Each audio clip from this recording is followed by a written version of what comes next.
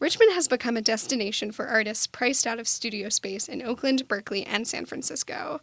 It is one of the last places to offer both affordable rent prices and the light industrial space many artists need.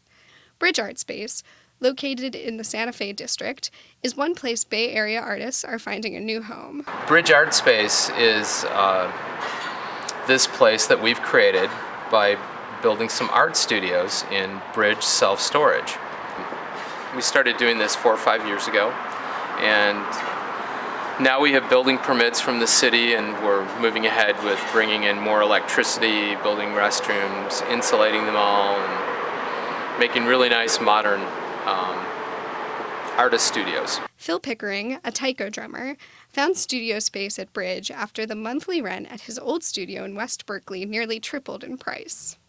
Well, the studio situation in the Bay Area is really tough, and it's really hard for music. Music is, usually the last thing anybody wants to have in a studio space. Pickering had trouble finding a studio. Many landlords would not tolerate the noise created by his taiko drum troupe. After searching for a new space, Pickering realized Richmond was one of the last places artists like him can afford to call home. Places are disappearing, in San Francisco, in Berkeley. Probably even it's starting to happen in Oakland, because as housing comes in and there's pressure in the community to build housing, they build housing in places where the real estate is cheap, which tends to be the industrial areas, and then those industrial areas get rezoned, and then the next thing you know, you can't do things like this anymore, like especially not taiko, because of the sound level, you can't do it.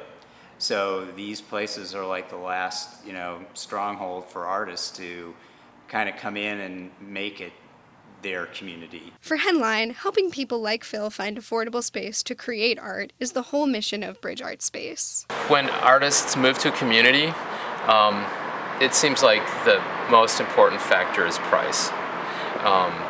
Because if you're making art, if you're getting your career going in art, or if you're changing your direction in art, you're probably not making a lot of money with your art. So you need a place that's inexpensive so that you don't have to work all week to pay for your space.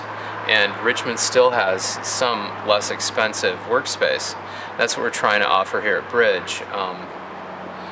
We recognize that we can't raise the prices too high, or then we're not actually serving artists.